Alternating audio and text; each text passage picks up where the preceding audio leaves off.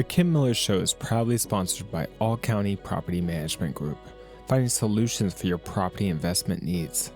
Whether you're looking to maximize your rental property revenue, avoid costly mistakes, or manage tenant relationships, All County Group, based out of Fort Worth, Texas, is here to help. With over 30 years of experience managing single-family homes, condos, duplexes, townhomes, and small commercial strips, All County Property Management Group offers tenants and landlords the peace of mind that they deserve. Contact us today for a more personalized experience, where we can provide you both flexibility and peace of mind with your property needs. Welcome to the Kim Miller Show. And today our special guest is Chef Deb. Thank you. Glad to finally be here. I know. I'm so excited. We've known each other for about 6-7 years, something like that. Yes. Yeah. But I want you to tell everybody what, I kind of know your story, but it's a really cool story. But what inspired you to start Savor Culinary Services? So everybody has, well, not everybody, but I've heard all along about busy moms, busy families, people struggling just to eat healthy, whatever that word is for most people. And all this started kind of coming to fruition, and I heard this more and more, but ironically, there was a parallel because I was a physical therapist and I was treating athletes who started telling me the same thing, that I don't have time to eat. But I also noticed that it had a lot to do with their rehab. Those that rehab so much faster and better, always their nutrition was better. About this time, and it's, for me, total God thing, about this time, my son was diagnosed, he was 3, with high-functioning autism, severe ADHD. Like they said, he won't ever walk in a straight line, like put him in a special school, he's not going to have friends, like he's not really going to be functional, and we'll just put him on medication. And I thought that these labels for a 3-year-old, and how can this be so? So a friend of mine said, how does his body use food? And I thought, what does that matter? I have a child to save. And she said, well, let's just find out because you've tried everything else. So we did the food intolerance testing, and come to find out he was intolerant to all kinds of things. And he had all these gut issues. And she goes, let's just try it. All I did was change his food, took him off medication, and had a different kid in 3 months. Drastically different kid. All I changed his food. Yeah, and that's, and like on your website, it talks about food is medicine. Talk about that. So I even started that term, gosh, it's 23 years ago now. Wow. And it was at a time too when people were like, that's never going to work. And of course, that's all you have to do is say that to me. Yeah. So if you've ever met Chef Deb and you want to challenge her, just tell her she can't do something. You can't do it.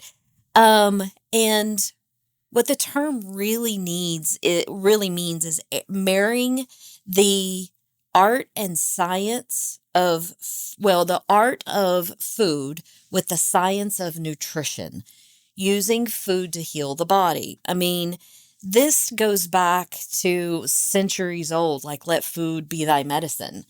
And it still stands true to this day. So that is where that term came from for us. So you have multiple facets to your business. Mm-hmm. And let's talk about those. I'll just let you take one at a time because you have a lot going on. If I spell them all out, we'll take one at a time so you can explain it. So there's actually 3 offerings that Savor has. Mm-hmm. So we have personal chef services. So think about a private chef for individual families, but we deliver everything from a commercial kitchen. So we take care of people's breakfast, lunch, dinner, snacks, if they want all that. Mm-hmm. Some families don't want all that. Some people just need a few dinners a week. Some people need maybe snacks for after school, but dad needs lunches, and then but you want to eat together as a family. We have corporate individuals as well that maybe just need lunches because they're so busy they don't have time to leave, and we will even cut their meat for them and put it all in a bowl and give them silverware. Like it is highly detailed and structured and customized per family, per individual in the family. Yeah, and so I actually used you. I used your a little bit ago, but I also there's another facet I don't know if you're going to talk about. But my parents had moved here. My mom chose for my mom and dad to live in an assisted living because just some health issues going on, and my mom used to cook a lot, and and they had good food there, but not like she used to cook, and they didn't have a full kitchen in their apartment, so. Chef Deb got to do she was so excited to have some of the bougie, I call them bougie, Okay. bougie meals. And that just like made my parents' day. And it was just another way to be able to bless them while they were here and enjoy them. And that was just, food's a big deal to, I don't want to say old people because I want to say food's big to everybody. It's, Well, but if that's one of the things that you look forward to every day as you get, in your 80s and 90s. For that population, it really is about control. Mm-hmm. Because you lose so much independence in life, you lose so much control because you've raised your kids, and now what you look for is just to feel normal. Yeah. And so we actually have a lot of grown children who will purchase services for their elderly parents, but all of our clients, no matter who the population, you're in full control of your menu. Like we'll plan it for you, but if they didn't want something or they wanted more gourmet or they're craving something, we just changed it for them. So they still had that control. And what they did was so beautiful too. You have people that actually come in, deliver it, put it in the refrigerator or free, whatever the case may be, with the directions, and all they have to do is basically heat it up if it requires heating. Right. And that's it. And it's like they have this whole, like they're at this, it's not even a 5-star restaurant. It's like a 10-star restaurant. And it's just a really really beautiful thing. It's really well. People are always surprised when part of the service is actually to put it away for them in the fridge. This is not a porch drop off, but the containers are actually a plant-based, like eco-friendly container. We've even changed them since then.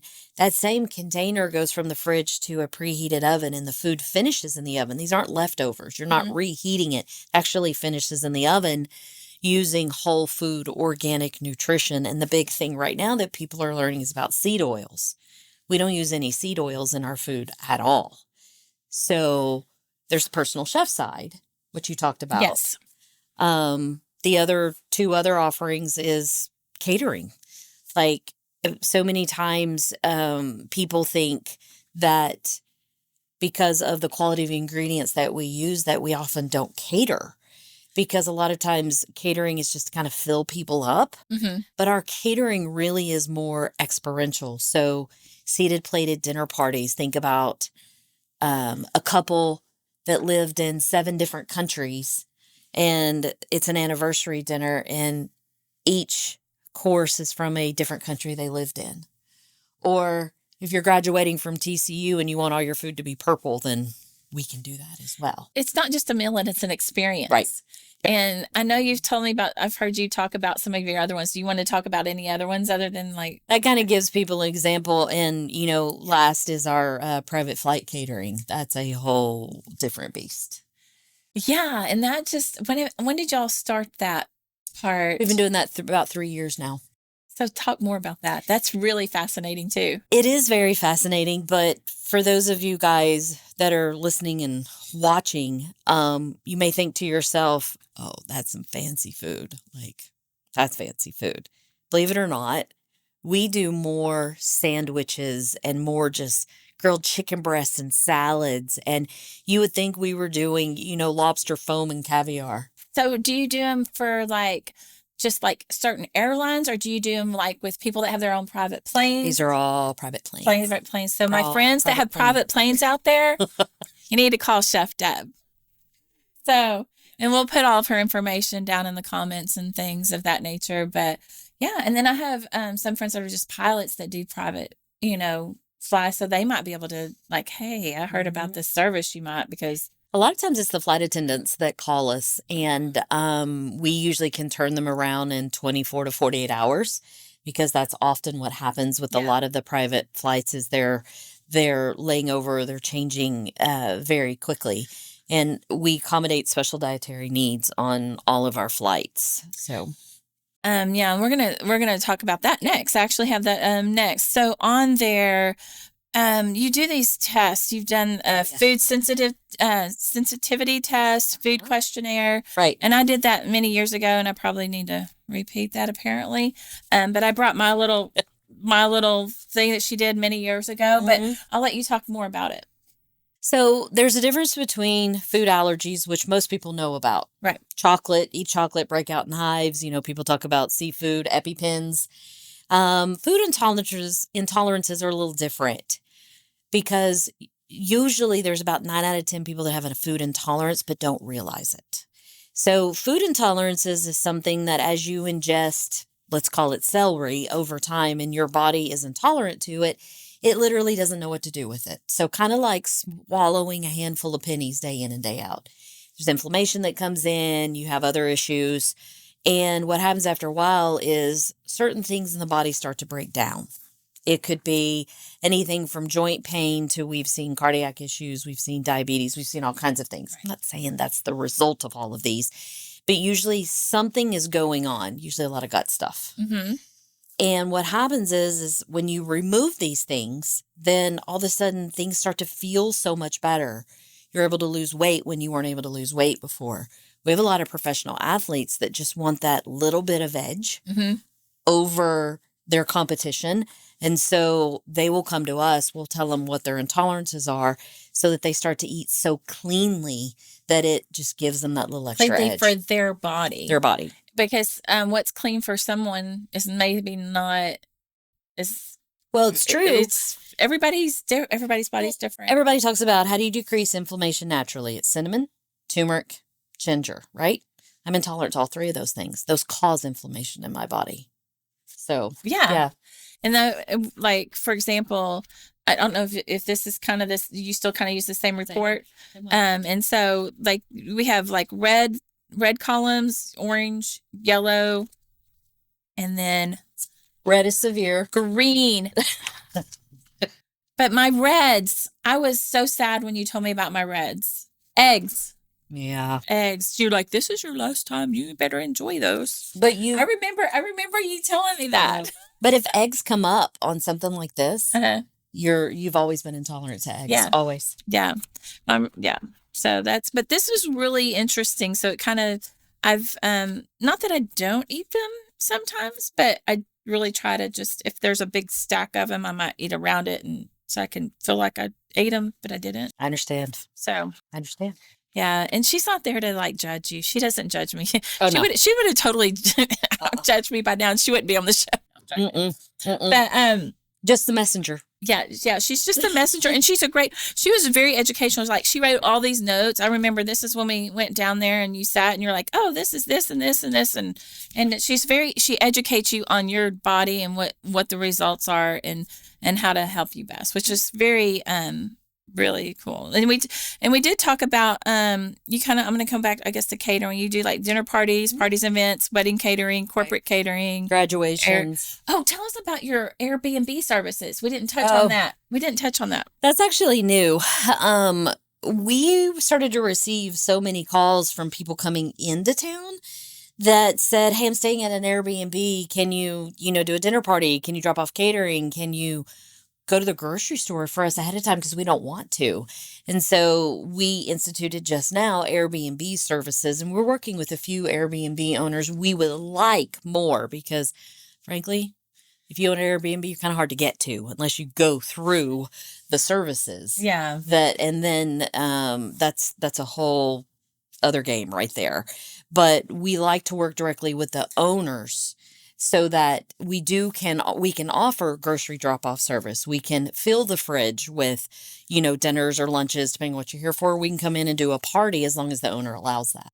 So if you're an Airbnb, own an Airbnb property or properties, call Chef Deb if you want to be that one that, that little extra that makes all the difference. There's a lot to do with marketing. Yeah. That comes with it. That just, that in itself can help your The It occupancy sets rate. you apart. Yeah, it really does set you apart from if somebody were to choose an Airbnb that doesn't have the option of having a chef versus somebody that does. It really does set you apart. Our owners have told us that. Yeah, of course they do. So what areas do you service? What my team would like us to service and who we service. We service the entire Metroplex and honestly surrounding. So we have clients in Aledo to Plano to Saxe to Frisco to, at one point, we even had a client in Oklahoma City, like just paid for us to deliver there. So if it touches the Metroplex or inside the Metroplex, we service all those areas. And that's a pretty big, it's a pretty big area. It is. So, It is. tell me some of your stories about extreme levels of customization. Okay. So, wow, I have so many of these stories. So we have one family, for example, right now that the daughter is completely keto. For those of you guys that know what keto is, if you don't, I'll explain it. Basically, it's meat and green vegetables and a whole lot of fat. Like that's just what it is. It's extremely low carb. The daughter is keto, but mom and dad want nothing to do with keto. So the daughter, we provide 5 lunches, 5 breakfasts, 5 dinners. For mom and dad, we provide 3 dinners, 2 servings, nothing to do with keto. But he has low cholesterol. So he has high cholesterol. So we have to put him on more of kind of a heart healthy diet. But his wife doesn't want any part of any of that. We have one family that we have their custody schedule. We have a lot of families' custody schedules, okay? Seriously. So if there's 2 to 3 kids and what house are they going to be at and where and when, that the son is, the little boy is vegan, but the dad and the stepmom are not vegan. She wants lunches.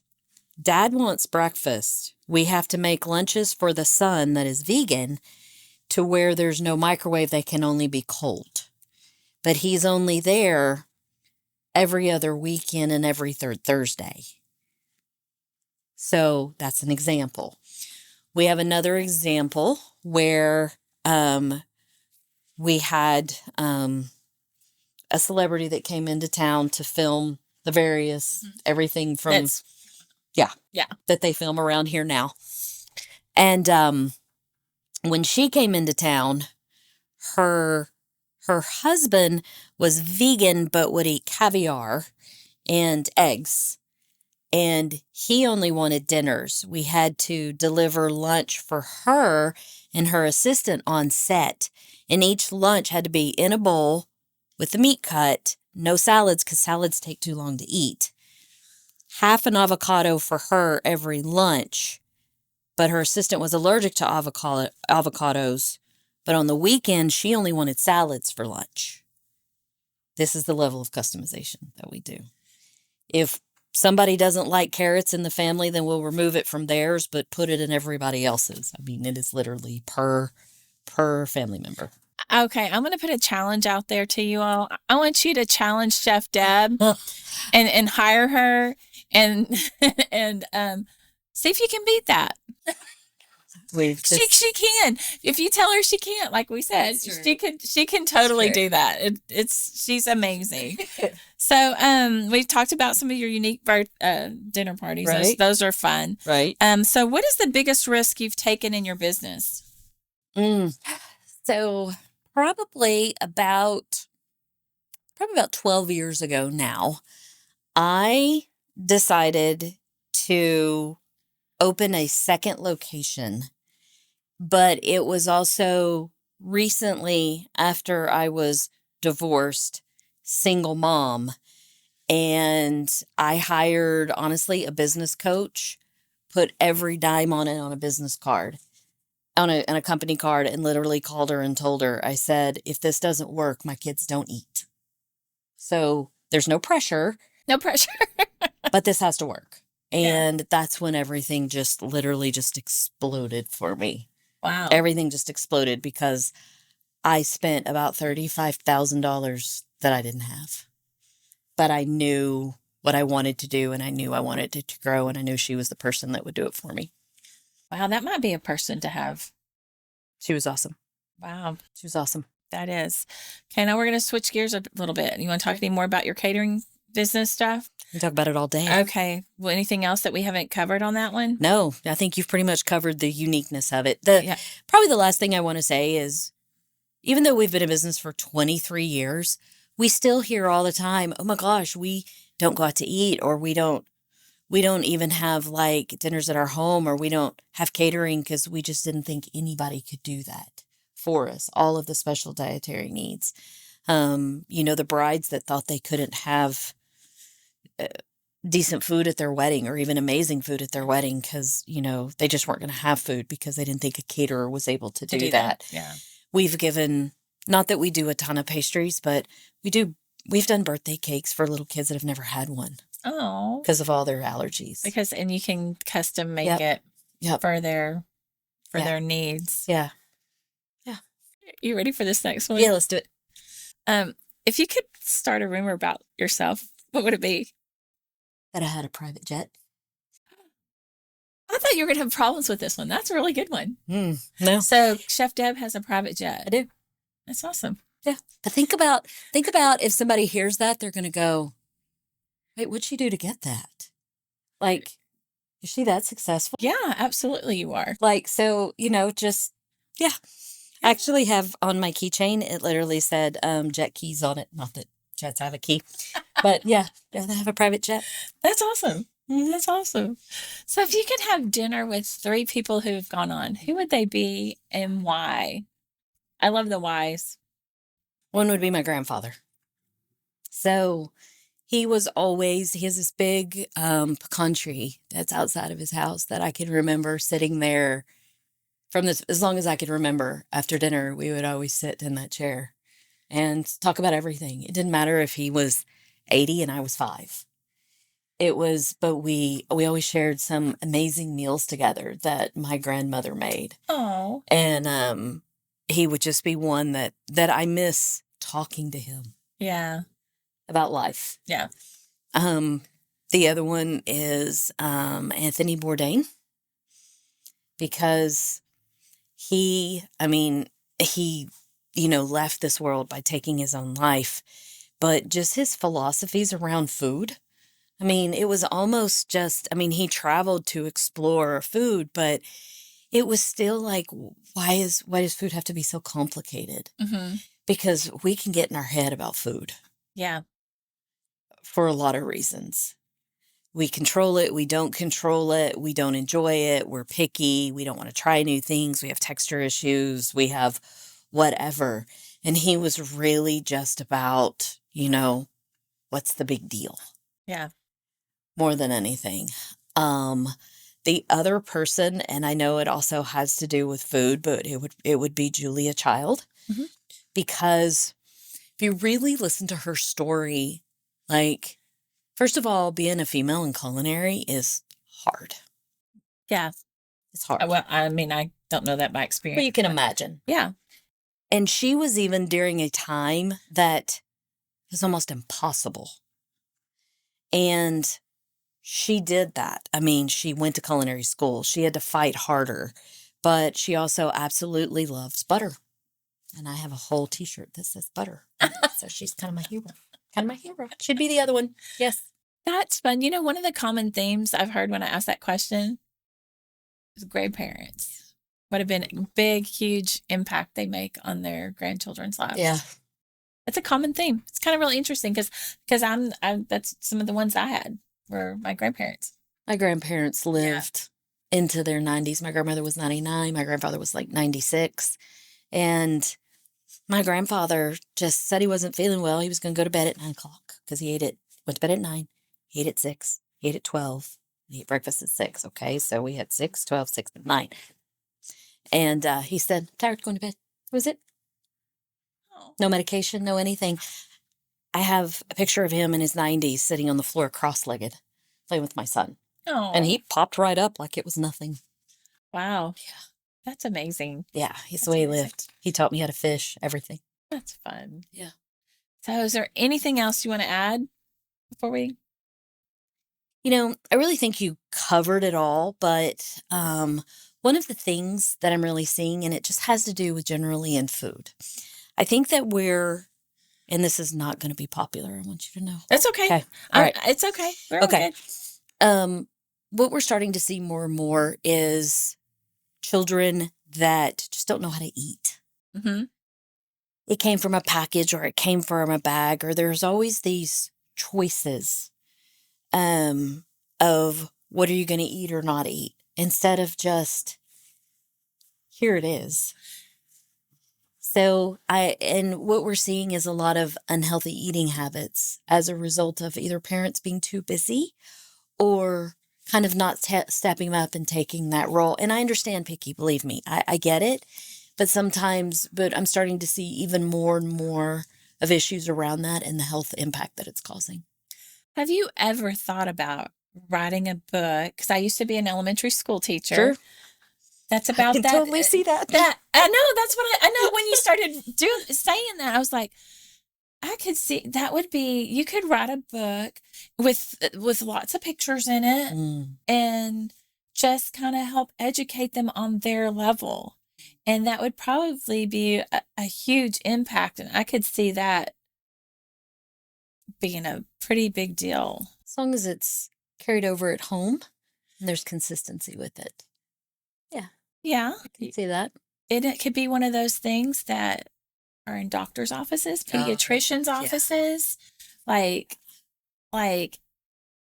lawyers. Like it doesn't have to, and it can get into their hands and the parents' hands. There's a lot of after-school initiatives right now. And that too. With cooking classes and things like that just teach kids simple after-school snacks and simple cooking and those types of things, which I'm really, really glad to see. See, there's your new, that you can just add on author on here. I do. I've authored 3 books. I know, but like children's. Oh.